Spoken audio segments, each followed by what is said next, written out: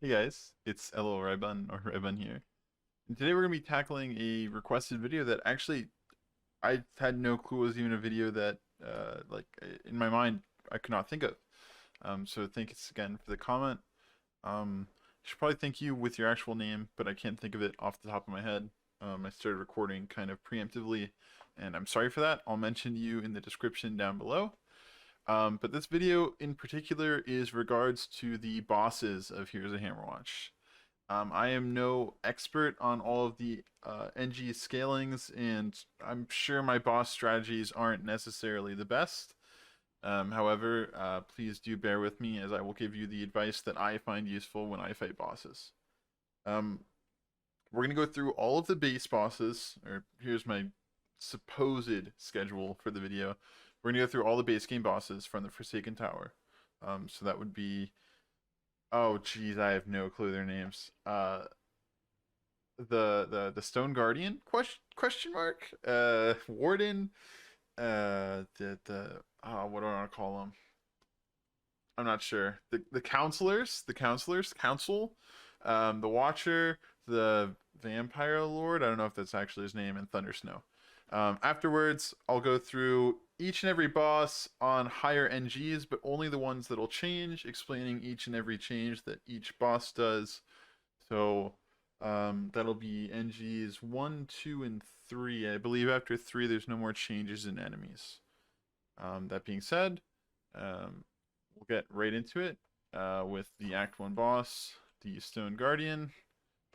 And we'll talk about all of his attacks. So when you see him doing this little hand clapping thing, he'll fire out a little tiny wave at you, and this big amped up thing causes a downpour of stalagmites. I think maybe not in this NG. I thought it was in this NG. I thought it spawned bats. I must be crazy. I'll stay here for a little bit longer. I'll just speed it up for you guys. But I kind of want to know if he spawns bats. I thought he did. Maybe I have to hit him first. But yeah, I'll stay here for a little bit longer and see what happens.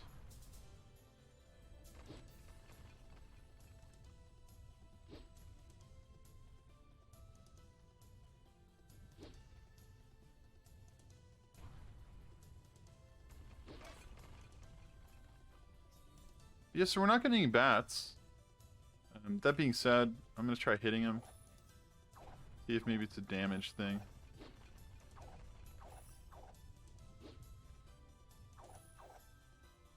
Below halfway. Let's see. There's the bats. Okay, so it must be HP triggered. But these bats are a hindrance initially, but also a blessing later on. So it seems to be whenever, I thought this is what it was, whenever he uses his big clap that makes the stalagmites tights fall. I don't know. Yeah, then we get the bats. So when you fight this boss, you won't know this initially because you usually don't get vamp. You would have to get a bloodthirst ring when you first start out the game to know this. But once you get blessings, you'll have Symbol of Essence. You actually can't heal off of this guy, at least from primary attacks, but I think it applies to spells as well. And that is because constructs, all constructs, not just him, so turrets, anything that's like made of stone or whatever the heck, you can't life leech off of. That being said, the only way to gain health in this is having a healing spell yourself, health regen, or the bats. So the bats can definitely save you in this fight. While they do kind of suck the first time around because there are more things you have to worry about, in future runs, these are essentially your health potions. So they're super helpful. But yeah, pretty much those are his only 2 attacks. The stalagmites, tights, I'm not sure what they're called yet again. And his little wave that he fires out at you. An important thing to note about this boss fight too, this only important if you have glass walks, is you always walk to the left because you are guaranteed to get a free item up here if you have glass walks on. I shouldn't have said free item. You can get diamonds or ore or something like that from this, but you're pretty much guaranteed to get an item. All right, here we are at boss 2 of Act 2. One thing you'll notice with this run is my golden ore is not changing much. That is because I'm on NG0. I'm fairly confident I can just skip to the bosses without clearing any traps and stuff because I have my drinks, and I'm also a very high NG and high level character. That being said, let's go over the Warden and all of his stuff. First and foremost, these things right here, these two little circles with X in them, are spawners, I believe, for his, I don't know what they're called. They're the guys that throw the nets at you and get you snared. Definitely something to look out for when you're fighting this boss. And over here, these things have ballista turrets on them, and they'll fire arrows at you that you have to dodge. So those are kind of the outside variables. The Warden himself has kind of two modes of operation. One is his crossbow, which he'll fire at me soon, I believe, which just fires an arrow at you in NG0. And the other thing he'll do is he will spin. And that is it. That is him. Yeah, I'm gonna have to do another take on this because he died. That crit. Shoot. When you kill the Warden, though, important note, you should destroy his body because that is how you get items from underneath. The other thing is, I should mention while I'm still here, he is undead. So if you want to do more damage to him, you can prioritize items in the shop, like the monster manual or the monster pamphlet for undead. Here we are, back again, Act 2, to talk about my strategy of the boss, and not just kill him immediately. I actually have no items and no drinks this time, so I for sure will die. Will not die, but I will not one-shot him. That being said, I forgot to cover that attack too when I first talked about it. If you're in melee range, instead of shooting you, he'll slam you with his little mace. I'm gonna make him lose some HP so we can get one of these guys to spawn. These are the guys we're talking about. If you get hit by their things, I'll try to walk into one. You're snared and you can't move for a short period. This isn't too dangerous in particular. However, it does make you eat spin attacks sometimes, which can be deadly early on. You can kill these guys, but they do respawn, I'm pretty sure. See? We won't hit him anymore. Yeah, they do respawn. And like I said, these things are turrets that fire arrows at you. You have to dodge those. I think that's it, though. I mean, it may change a bit in higher NGs, but I think that's all there is to this one. That being said, I'll talk about my strategy. And it's kind of it's kind of a brute force method.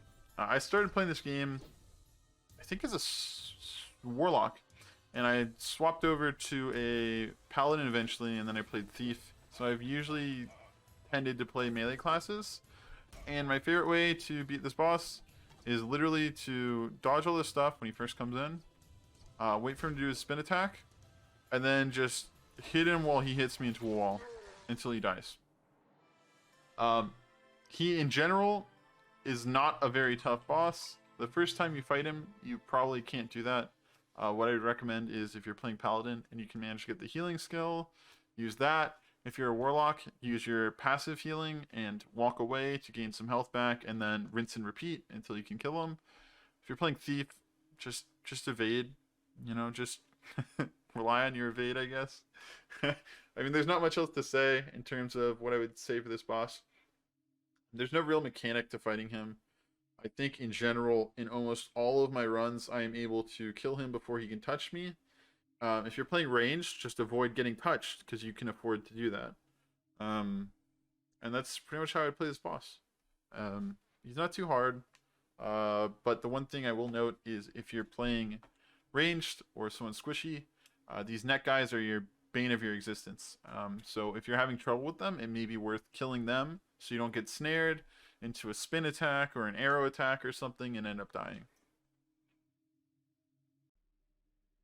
Alright, we're at Act 3, the Council, and I'm hoping that I do not screw this up like I did with the last one. I do want to mention, I didn't really mention stuff for the Act 1 boss and Act 2 boss. In terms of strategy, I will definitely do the Act 2 boss in my second take, but on the Act 1 boss, I'm probably going to go over it with audio of where the sped up footage would be. I'm not sure why I'm talking about this right now. Anywho, Act 3 boss, the Council. Important thing to note is the counselors will come in one at a time in the centerpiece here, and they'll all spawn in. If you hit a statue that's not spawned in yet, you actually physically can't damage it. But once the counselors have spawned in, I'm sorry I did too much damage, you can hit these statues to do damage to them. The benefit of this is when they're in this form, and they're not physical, you can't hit them, I believe. I could be wrong. I'll test it with a right click because I don't really care. Don't have to worry about my... Yeah, you can't hit them when they're in this form. So while they're like that, or while they're like this, you can hit their statue instead. These are constructs, however. I would assume. I'm not 100% on that. I've never really checked. So I believe you can't heal off of these. But these guys are undead, so you should be able to heal off of them. To be completely honest with you, I don't know what the cracks in the statues mean that appear occasionally. I think that's... I'm guessing that's like a weak point for the statues. We can go ahead and test it right here. Wait for the cracks to appear. We'll hit it. Oh, which one is this? The purple guy? Hit him for about 100 in combo. We'll wait for cracks to appear. No, I don't think we're hitting him for any more. It's about the same damage. So I don't think the cracks signify anything. It may be their cooldown after casting a spell. Let's see. No, I'm not sure. I'm not sure what causes the cracks. I wish I could provide you that knowledge, but I haven't paid much attention to it. I would say the goal here in this boss fight, my tactic in general, is to knock them out one by one. You will still have to deal with the casting of the spells. Like this guy does the little purple bladey stuff, and this guy does the scythe stuff. And so does the statue, and this guy's statue does the purple stuff. But as you can see, we killed the poison guy, and poison things are still happening. Either way though, I think my general strategy is usually wipe one out. Whenever you can't actually hit someone, just go and hit a statue. It may not do a lot of damage, but it does do damage, and it's worth doing that damage because, I mean, it contributes. So I mean, simply put, I mean, damage is damage. It'll get you a little bit closer to killing them. You're really gonna want to try to dodge all the poison. It's usually pretty easy to dodge. For this guy with the scythe, he stands still for a second. This guy, and then you can hit him for a bit if you're melee, and then you're gonna have to walk away. But when he first comes in, he takes a while to hit, so you can walk up and hit him, back off, and then go and hit him some more before he goes away. If you're ranged, I would just keep as much distance as you can. Reason being, a lot of these guys have Nova attacks, like this guy, so your chance of dodging goes way up when you're not having to dodge Novas. But yeah, that's my general strategy for this fight. I'm sorry I don't know what the cracks mean. I may be able to decipher that later on, but that's it for this boss. In terms of threatening ones, I think these two are the most threatening. The Nova and the poison guy. The blade guy is not too much of a threat. So in general, his homing thing is more of a threat. I would eliminate these two first if you could. Point being, this thing will permanently fire out those little homing things, I think, more frequently if you defeat the blade guy. So I'd do these two first. I think that's about it. Alright, I'll see you in the Act 4 boss. Actually, I'll see you before the Act 4 boss. The reason being, we need to talk about something very important when it comes to the Act 4 boss, which are these books. There are 4 books for the boss fight, And you don't have to collect these at all. It's very possible to do the boss fight without them. However, it will help you out in the long run if you find all the books. All they do is tell you the order in which to do the rituals, which essentially means if you have 3 of the books out of the 4, since there's 4 rituals, if you know what place 3 of them take part in, that's all you need. A lot of times you won't find all 4 books. The reason being they're hidden behind buttons like this one over here in secret rooms, and sometimes you'll miss a button and you won't find the book, but you are almost guaranteed to find all 3, at least 3. And even if you find 2 of them, then it's just a 50-50. That being said, one other thing I would like to cover before I skip ahead to the boss fight are these buttons. Whenever there's a button near a book, for whatever reason, I don't know if this is actually true or not, but if you ever find, like, even if this was a room and the button was on this wall, like right here in this corner, whenever you find a button near a book, I almost guarantee you it will be an exit button, like this. So if you're ever in Act 4 and you can't find the exit button to reveal the exit to you, look at your map, look for the exclamation mark, and if it's near something like this, or in its own little hollowed out room, you're likely to find a button. If it's on a big, like, room like this big, off to the side, you probably won't find a button there. That's all I want to say, so I'll see you at the boss. Here's another example, by the way. This book I just found. This button here. The exit. Alright, here we are at the Act 4 boss, also known as the Watcher.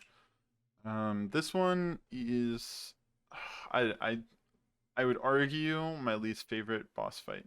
My first time through the game, I think my least favorite was definitely Act 3, although the more I play the game, I really don't like this one.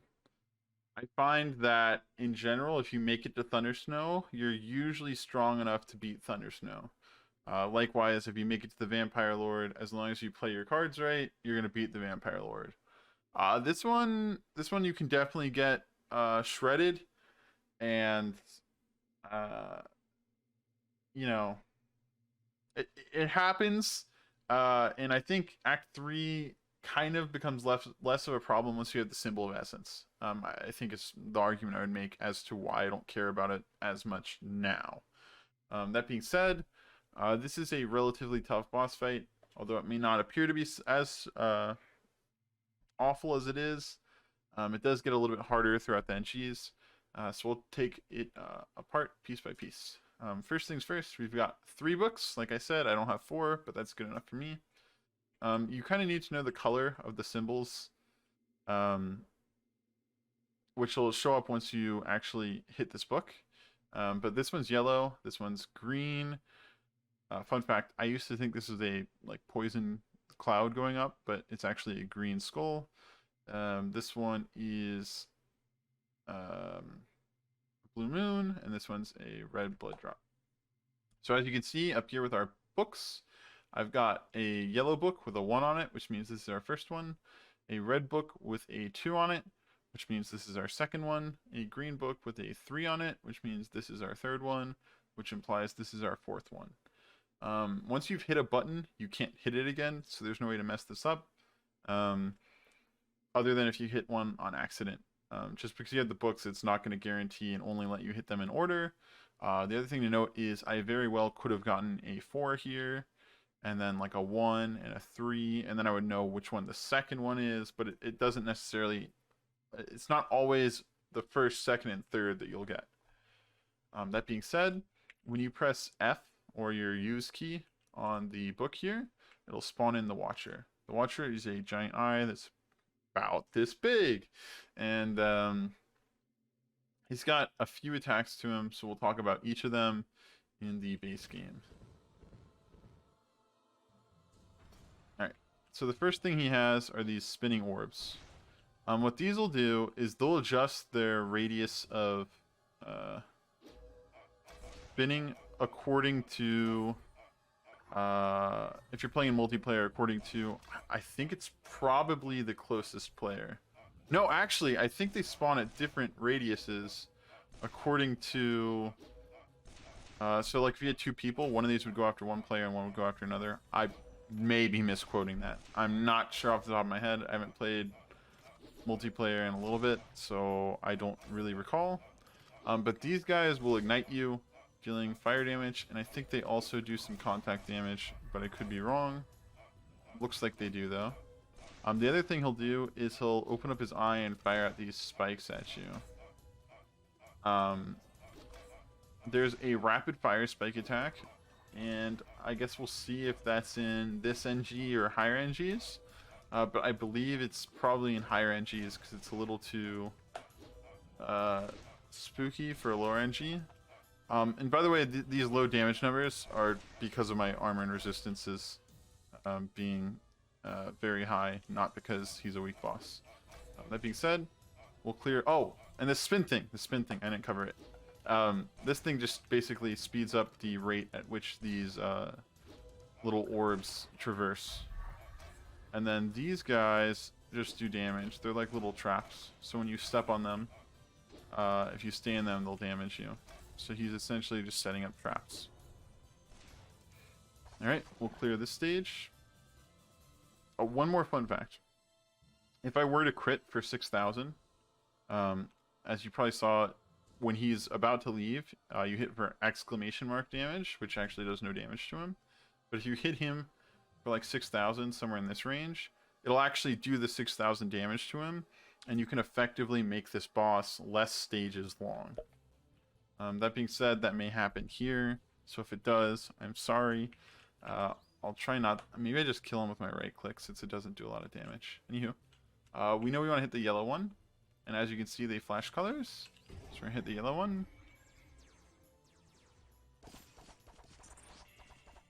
And once you do that, monsters spawn out of these little pentagrams. And one of the mini bosses from Act 4 will spawn. Thing to know about him is he fires out an eye beam that will confuse you, which is kind of a pain. So that's one thing to note. And as you'll see here, now that we've gone up a stage, he has 3 spinning balls that can damage us. I'm going to knock him out with my right click, like I said. I don't want to do too much damage. And now we'll do the red one. The other thing to note is the enemies take on the effects of the thing you're hitting.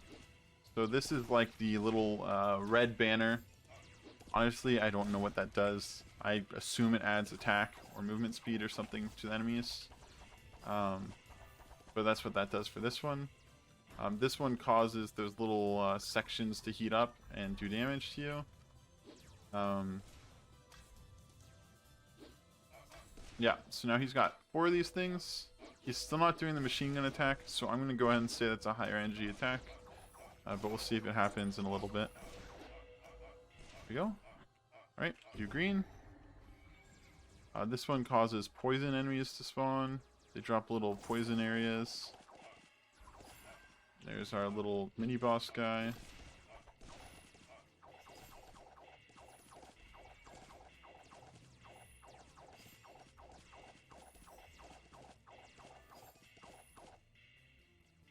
Right. Now he's gonna spawn in again. Now he has 5 of these things. Now he's got one more to do. Embrace the Dark just makes everything dark. Fun fact, if you're playing Wizard and you throw like fireballs on the ground, they actually cause ambient light. I don't know if that's the right term to be using, ambient light, but they cause light so it can light this place up. I don't think these enemies have anything special to them, but the map itself does. And now you'll see he has 6 of these things. I'm going to give him a second just to see if he does the machine gun attack. I don't think he will. I'm guessing that's a higher NG attack. But in general, what you do on this boss fight, I'll tell you now because this is the most complex part. If you're standing right next to him, you're going to have to dodge way more frequently. Whereas, since these are further out, but they have the same rotation rate, they actually are technically faster out here. I think they do have a maximum range, but he will chase after you.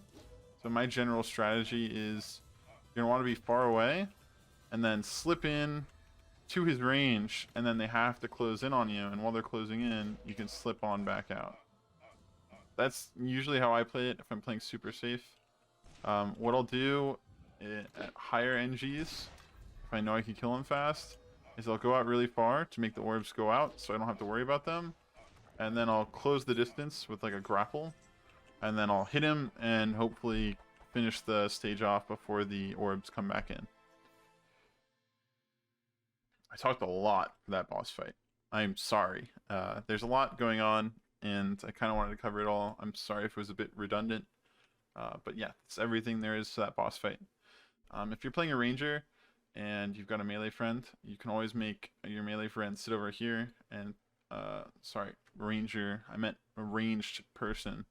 The ranged person could sit over here, melee person could sit over here and distract them, and you get free firing without having to worry about the orbs. If you're playing melee though, I'm assuming I'll cover this in later NG, so I'll just stop talking now. But the machine gun attack is very deadly. On to Act 5. Alright, thing to know about the Act 5 boss. You'll find these crosses laying on the floor anywhere on the map. They are like the Act 4 books, marked by an exclamation mark. And when you pick them up, you get a little counter up here. This number isn't your use number. This is actually just a number representing how many of these you have. You can get up to 4, 2 from each floor. I would recommend getting all of them, especially if you're running a multiplayer group. That being said, here's our second one, and we'll move on to the next floor. One thing I have been asked too is, I'm in floor 3 of the chambers, there's nowhere to go. A little hard to notice, but this is an empty picture frame, and we walk up to it, you see it animate, and you'll see this little symbol, meaning you can enter when you walk over here. And this is indeed the entrance to the Act 5 boss, the Vampire Lord. I'm going to talk over him. Hopefully it's not a big issue. Oh, actually he hasn't spawned in yet. Okay.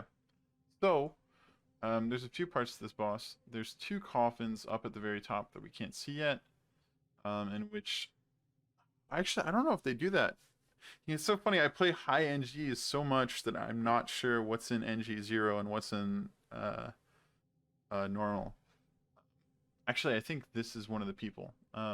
But he has 2 little ghouls that'll attack you, and you can kill them and they'll fall over and then they'll eventually reanimate. I'm not sure if that's NG0 or not, but we'll see that in a second. But these 4 crosses are the important things to notice. These are safe spaces. So at any point you can use them, but they're in particular used for one particular attack, which I'll show you. But the Vampire Lord has a few attacks up his sleeve. As you can see, this is something we can use. And to start the fight, you have to place all 4 of these down. Here's the other ghoul, by the way. Okay, so they do animate. So as you can see, they're attacking me, but if I hit them, they'll die and eventually come back to life. I don't want to kill them with my combo Nova. Do they not come back to life in this? Oh, they do. Yeah. So they'll come back to life like this. He's got 2 attacks. Or 3 attacks. This is the 3rd one, which is the one that I was talking about.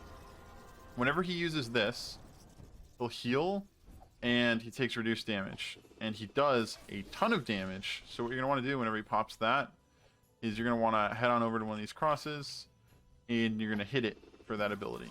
It can be used for other stuff. I'll waste one in a second here. So if I use it here, I can't take any damage. But like I said, in multiplayer, you're going to want a few of these crosses, specifically because you could end up over here and your friend could be here, and then you're going to have to use them. You're both going to have to use them to live. One thing to note is that these do regenerate, but not super fast. So you want to try to limit to using at most an extra one once. This one just barely came up, just in time for this attack. Sorry, now I'll talk about his actual attacks. We've got this thing. When you see these little red things coming, they're homing, and they inflict bleeding, so they're kind of rough to deal with. but they're not too bad.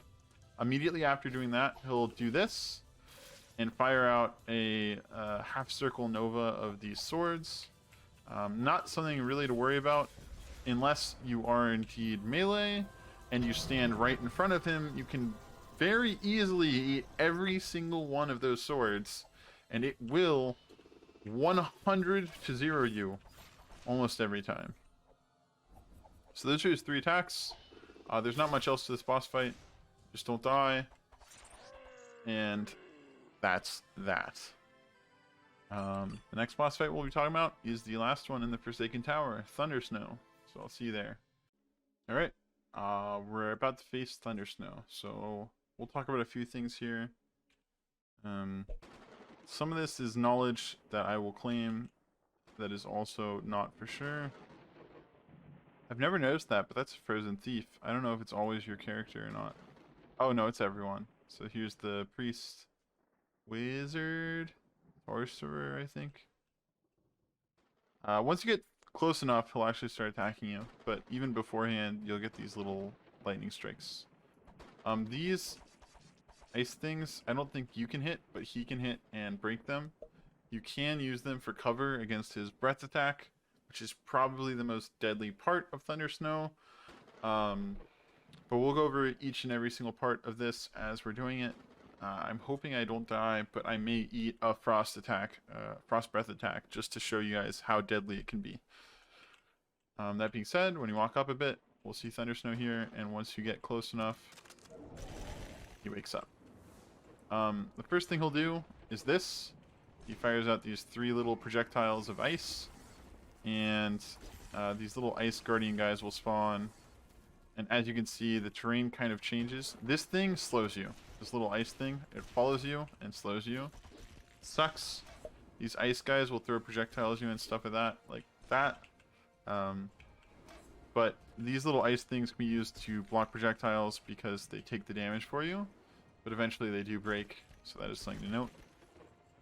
The other thing he'll do is if you get really close, he'll flap his wings and push you back. And he'll also do these little glacier stalagmite attacks on his left and right. If you're standing here, you'll only take this one, or here you'll only take this one, but they are pretty big. As you can see, the curve is like this. So you've got like 2 little safe spots on either side. This is his big win back. Very hard to fight this one. And during this, the ice rains like no tomorrow. We haven't got him to do his breath attack yet, but that's the thing I would really worry about. These things hurt, but they don't hurt too much. And if you're constantly walking forward, you can indeed fight this and sit underneath them. Here's the breath attack. That is an NG0 boss. I know I should have maybe died to it, but that is something I wanted to show you guys. And there's not too much to talk about in that fight. In regards to visuals, I think, but what I would do if I was melee is I like to, well, I don't know, early on it's hard if you don't have vamp, but I like to sit in the middle. If you stay directly underneath him and you don't get blown back, he can't hit you with the breath attack, which basically means you're not going to get one shot. In all other places, you are at risk of a breath attack. Playing a melee class, just absolutely destroying you. So that's usually my strategy. You do have to worry about the stalagmites though, but usually if you're playing Thief, you have evade. If you're playing Paladin, you have a heal. If you're playing Priest, you have health regen. Yay! Warlock, you have lifesteal. And then everyone else is Gladiator, you can block damage. I think everyone else is ranged. And ranged people, what I do is I stay far enough back that I can react to the breath attack and change my pathing so I dodge it. Other than that, I mean, there's not much to it. You can kill the frost people, but I usually don't worry about them too much. And yeah, that boss fight, quite honestly, it's deadly because of the frost breath. But other than that, there's not much to worry about. Nothing else will usually one-shot you. unless you have really low armor resistance. I think by the time you get to Thunder Snow, you can eat like 3 stalagmite attacks and not die. But I could be wrong. That being said, we've officially covered all the base game bosses, although I will be hopping into a run to show you Act 2 again because I messed that up. So I'll see you guys in the modified version of the bosses in higher NGs, all the ones that are applicable. Alright, let's talk NG +1. You'll notice we're in now. The first change is the Stone Guardian, or the Act 1 boss. His Spike Wave, the little thing at the start, now fires out I think 3 things instead of just one little spike trail. It's 3. The middle one is homing, and his little big attack that makes the stalagmites fall also sends out a nova of spikes. So let's see that. Oh no, okay. We only get 1 extra spike, or 1 normal spike, but now it's homing. I wasn't paying attention to that thing to see the nova. Let's see. Yeah, you get these little nova of spikes, and that's it. In regards to these, the best way to dodge a homing projectile in this is, of course, the circle method. All homing projectiles have to turn to hit you. So if you dodge them by just sidestepping them right beforehand, they'll actually end up going in an infinite radius because they're permanently trying to turn and their velocity doesn't change. And so they'll do an infinite loop around you.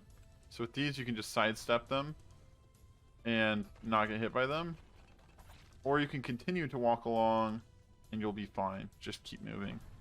For the Nova, dealing with that, in general, I would just say distance yourself from him when you see him do the big windup. And then you have time to react and sidestep it. That's all the changes with this boss.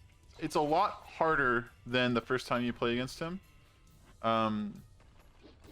And around this time, you should get used to, if you haven't already, healing off the bats if you need to, because it's really bad to waste a potion when you don't really need to. So when you hit NG1, learn to, these things can't hit you unless they make contact, so just keep moving, dodge everything, and when the time comes, hit these bats to gain your health back, and then you can continue to fight the boss. And that's it for the changes of this guy. Alright, here we are. Act 2 boss, the Warden. The Warden has one small change, yet one fantastic change in NG +1, which actually makes him a little bit more threatening, but works very well with my method.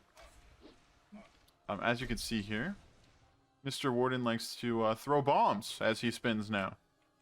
However, if you just tank him like this, you automatically dodge, guess what? All of the bombs, because he throws them out to the side and behind him. As such, my strategy really does not change for this guy. Since you can heal off of him, as long as you're not in the corner like this, or his bomb just goes right here, you're pretty much safe. For ranged people, it's about the same. You just have to dodge bombs now.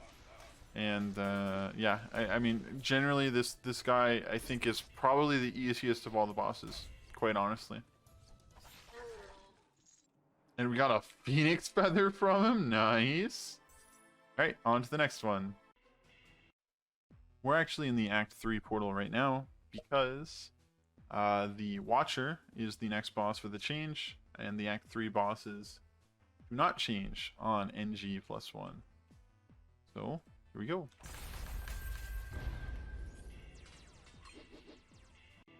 Let's go ahead and cover something else that's not bosses really quick, because honestly it should be considered a boss. Act 4 is the worst act, and here's why. In NG +1, these little beautiful wisps that we all know and love, when you kill them, now they fire out novas on death. Yay!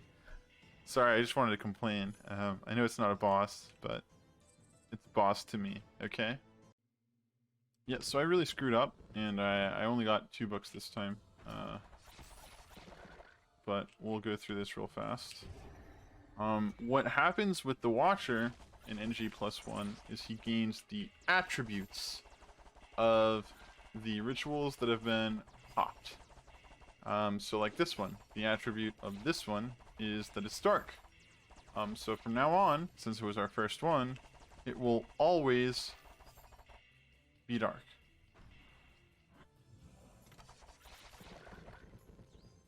Whenever the Watcher's out. That being said, I only had 2 books, so it's 50-50. I'll choose blood. If it's not blood, and it's the poison one, then we're actually just going to see an option to choose again, and then we'll choose poison. You can, however, keep choosing blood eternally, but these guys don't give experience, so there's actually no point. And here he comes. So now you'll see... Sorry, I shouldn't hit him. He's got these little blood guys coming out that have the buff. Ooh, that's exactly what I was talking about. He's now lower than where he should be.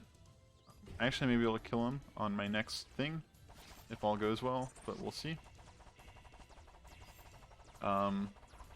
But once we kill this yellow one, he comes out. Whenever he comes out, he'll have these little fire floor things coming out. So here he comes. I'm gonna try to preserve combo so I can show you guys the instant kill. Oh damn!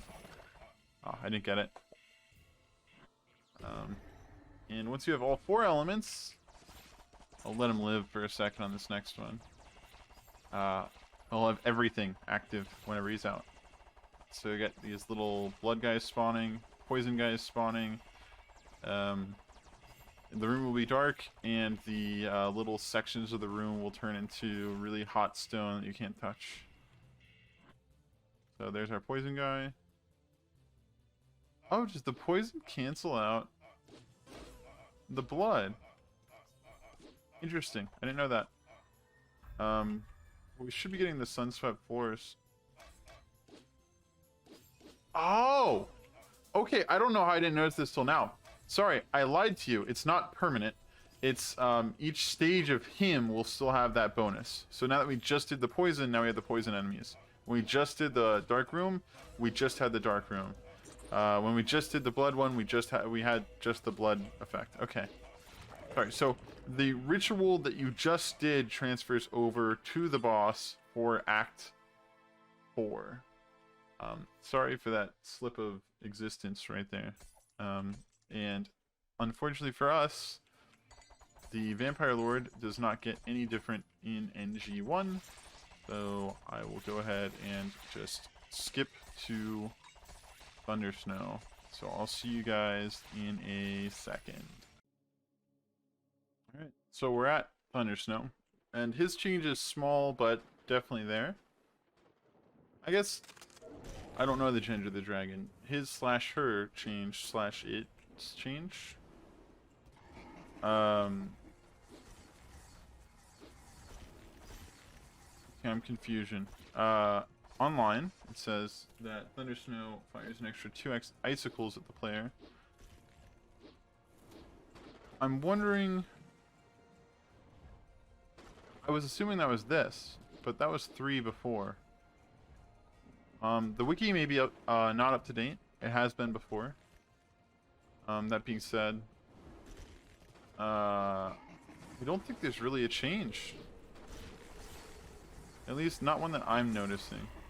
By the way, there are some situations, and I mentioned this in the first part, where you'll be fighting Thunder Snow like this, and you're blown back here, and he does his frost attack, or they do their frost attack, and you can't tell where it's going. When that happens, usually you just wait and you look at the top of your screen. You figure out it usually goes 3 ways. It's here on this plane, or it's down the center. You figure out which plane it's on, and then you just go to one of the other ones. So usually you stand center, because if you're over here, you can only go center. And if it's center, and its blast is like here, and you're standing in this back corner, you're gonna hit no matter what. Yeah. But that being said, if I was playing ranged, I'd stand right up here, somewhere on this line. I guess this arc, And if I was playing melee, I would do this. This is literally my strategy. I just sit here and attack it. So that's what I would actually do. Executed what I was saying before, but in NG1. All right, let's get right to NG2. All right, here we are at Act 1 again. Act 1's boss gets another change, and that is that the spikes that fall from the ceiling now also fire out spike waves. I haven't actually noticed this one in my gameplay, so I'll be curious to actually watch it happen. They totally do. That's crazy. I don't really have any new strategies for this, to be quite honest. Like I said, I don't notice it, and that reasoning is probably because a lot of times the spikes will fall near these, like this one. You won't see any spikes come of that because it hits this rock, and they're just all gone.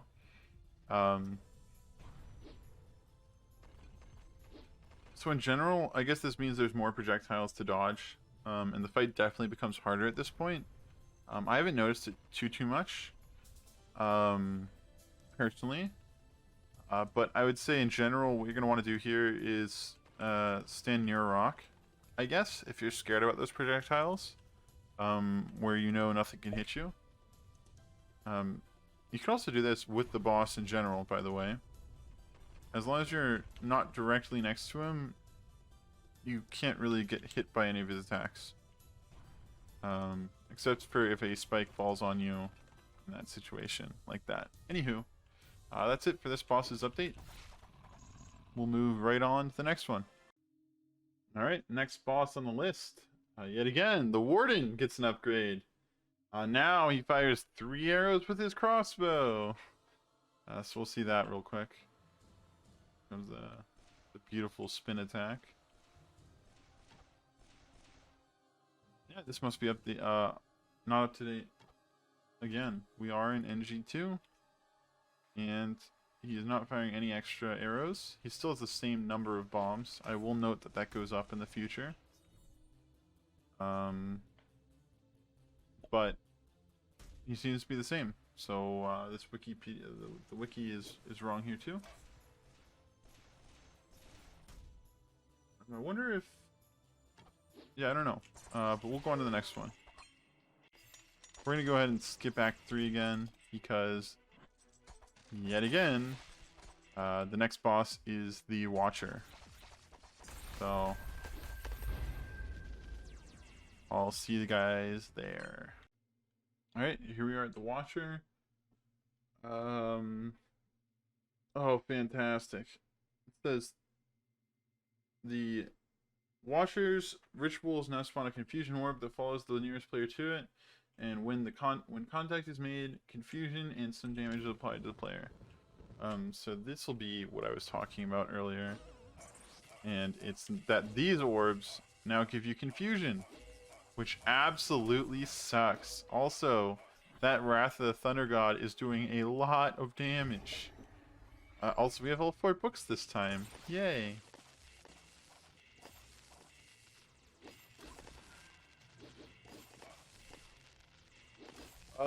But yeah, the big thing to note here is on the first part of the Watcher, there's not too much adjustment to the strategy, but it gets a lot harder if you are to get hit with these orbs. As you can see, I'll wait for him to slow down.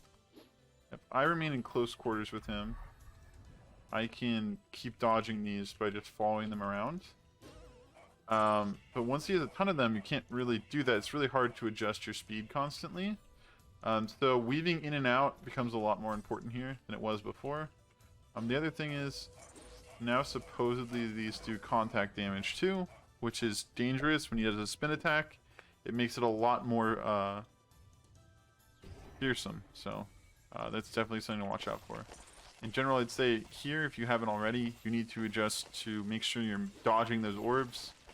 And if you can't reliably do that, you have to get very good at adjusting to confusion whenever it hits you, because that'll make all the difference. For some people, that is literally the bane of their existence. So watch out. Oh hey, Yeah, this is what I was thinking of. Look, we've got 2 rituals affecting right now. We've got this one and this one. So I think the rituals do stay whenever he comes down permanently post NG2. We'll see in a second here. If we get the dark and the floors, then we'll know. Then we'll know for sure. See, does it get darker? I thought that's what would happen, but I must have been wrong. Yeah, it got dark. Yeah. So in NG2, the other thing that's different, which it doesn't list, is all the rituals are permanent. Permanently active. During the boss fight, I should say. During... this is technically all a boss fight. During the time that the Watcher is physically on the ground.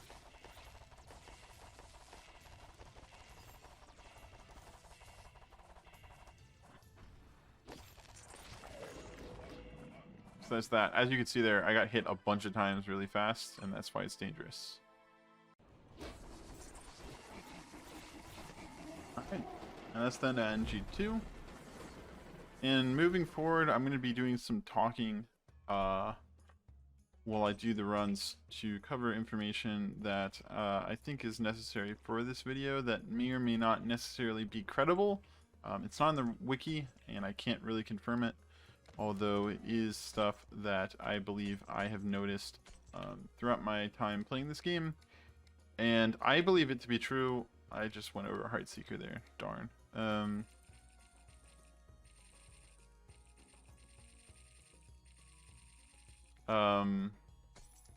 I believe it to be true. I'm not 100% sure that it is true. However, I just crafted the Guardian figurine, didn't I? Ooh, darn. We can still do this anyways. But I'm going to be covering up the stuff that it says on the Wikipedia regarding the bosses. And other than that, I do want to talk about some stuff that I have noticed that I do believe scales, but it doesn't necessarily say. First and foremost, I'm actually going to get items here because not having my crit item here may actually be detrimental. I'm not sure. We'll see. But anyways, for the Act 1 boss, the Stone Guardian, I do believe, yet again I could be wrong, his Nova, his big little slam to the ground, gets bigger as you go up in NG. I think it stopped somewhere around NG6, but I do believe it does get bigger. I do not remember it being that small, and that's kind of my reasoning. I'm not sure if that's true or not. There's nothing online to confirm that, but I do believe that's a thing. With the Act 3 bosses, I believe that their Novas get bigger. The guy with the scythe fires out more of the homing projectiles than just the one, I think. And on top of that, the Novas get bigger. Actually, I don't think the Novas get bigger. I'm not sure if the Act 3 boss changes at all, but I do recall there being more than just one projectile that's homing, although that may have been the spawned-in projectile. Oh, we actually have to do the boss for this one, because it's supposed to change. For Act 4, the Watcher, I don't think anything changes that we didn't cover, so I think that's all the stuff that changes for that boss fight, other than the HP scaling and stuff. I think it's pretty much exactly like we described and that the wiki described, other than that one thing it was missing.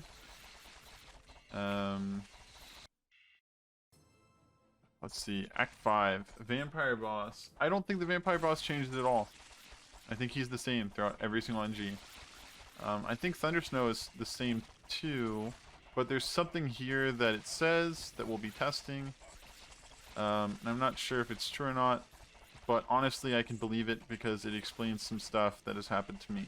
And that is that Thundersnow's Stomp attack, which is the, I'm guessing the icicles falling on you from above, is supposed to stun you for half a second.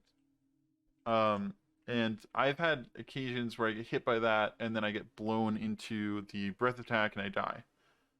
So that would explain that, and that would mean that my method for fighting them is good, but not fantastic. So that being said, the warden is now supposed to... he's already firing out more bombs. There's 5 bombs now, first of all. Let's see if he does the extra projectiles now. No. Oh, he does 2 volleys per attack. It says his arrow turrets fire 3 volleys per attack, so let's get him low. You can probably hit him like a few times. Alright, let's see. Yeah, so the turrets fire 3 volleys now, and he fires 2 volleys. That's all that's different with him. The next different boss is the Watcher. Oh, the spike spray attack! Alright, yeah, we definitely have to cover that. But we'll be skipping this act. That's not the skip, this one is. Yeah. The spike spray attack is definitely the most notorious thing that the Watcher has to his name. So it's super important we cover that. I have no clue how I forgot about it. But we'll rush for that. I'm gonna have to cut here because I don't have anything else to talk about, so I'll see you guys in a second. Alright, here we are, the fated Watcher battle. Yeah, I definitely want to see the machine gun attack. It's terrifying. His frontal attack also has extra projectiles now. I think it was just 3 before. There it is. If you stand in front of that when that comes out. Oh no, I don't want to eat this. Give me your projectile attack. Please.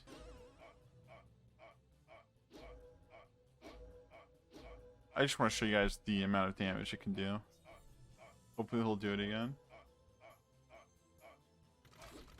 Oh. I'm sorry. I have to be standing out of range for him to start it, and then I have to just grapple into him, I guess. Oh. Yeah, it's like a mini Thunder Snow Breath attack. It's not as detrimental, but it definitely does a fair amount of damage, and it's something you should watch out for if you're playing a melee class. The big issue with it is what'll often happen is if you don't know about it, it'll take you by surprise, and his orbs will be closing in. You'll try to walk out, you'll get hit by an orb, so you'll walk back into it, and then you'll die. So definitely something to watch out for.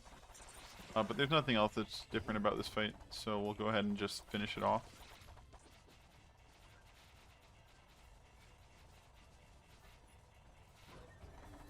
I did not mean to hit that. Whoops. This will be a shot of what happens if you hit the wrong one, I guess. So as you can see, this is the 4th one we're supposed to hit. We hit on the 3rd one. This doesn't give us a completion. We just have to deal with this. And then we're going to inevitably have to hit this anyways. So that's what happens.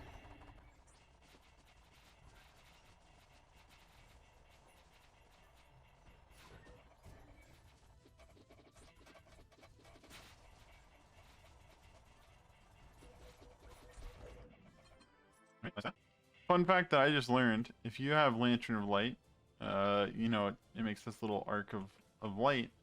If you shine it on a secret room, it lights up the innards of the secret room. So fun fact there. I didn't know that. Something I just remembered because I did it, is when I'm expecting the sword move to come out on a melee class, I start doing circles around him. Not sure how relevant that is, but that is definitely one of my strategies, so I thought I would say it. We'll be checking for 2 things here. First and foremost, we'll be checking if Thunder Snow is firing extra projectiles. So that was one of the things that they were supposed to do eventually. Yeah! Alright, there they are, the 5 projectiles. And now we'll be checking for the stun, too. Yeah, that's a stun. So the Glacier attack can do a stun on you, for sure. Interesting. Or Icicle attack. Very cool.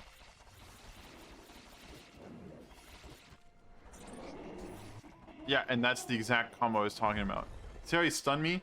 Blew me back? And then I was about to get hit by the frost attack, but luckily I had my grappling hook. I very well could have died there. And that is the exact threat I was talking about. Awesome. Very cool. Well, that's it for the proposed changes. Like I said, in general, most of the Nova attacks get bigger, or there may be more projectiles and stuff like that. Those are definitely things that do change. I think that it may not list, but I feel like we've covered almost everything that's unique. And if there are extra projectiles, they may be there, they may not be there. I'm not sure, but I definitely do recall that being a thing. That being said, I hope you guys enjoyed this video. Um, I think I covered everything. I'm sorry that my thoughts are always so disorganized. I forget about a lot of stuff that I do just out of habit and how it may not be second nature to some of you guys. So I like my spinning thing. To me, that's just like, okay, if you're gonna fire an arc at me, I'll just run around in a circle and dodge everything, you know, since it comes out one by one. But I didn't really think about that. That being said, oh geez, I need to just fetch the comment from YouTube so I can thank the person with my voice. Give me like 2 seconds. All right, I've got it. I'm gonna assume that I'm probably gonna butcher this, but the way I'm reading it is Xedain, Xedain on YouTube. Thank you for this idea. I really appreciate it. It was a lot of fun making the video, but it made me realize that I actually have no clue what's going on half the time. A lot of stuff I've just gotten used to, and I forgot that there's differences.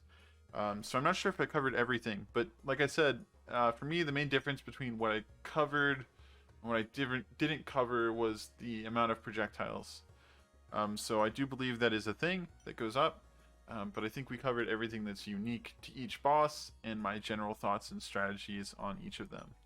One last thing I will note, because I did say in the video I do believe, but if I didn't, if you have the monster book, you can check all of the types of the bosses. But just in case you're wondering, Thundersnow is a beast. The Warden and the Counselors and the Vampire Lord. So 3 out of the 6 bosses are undead. The Watcher, I think, is a what's it called? Aberration. Yeah.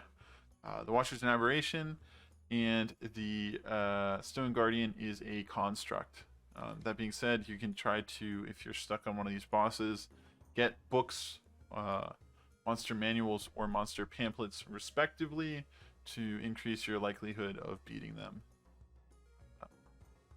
I just said the phrase that someone said I should try to not say as much. I am sorry.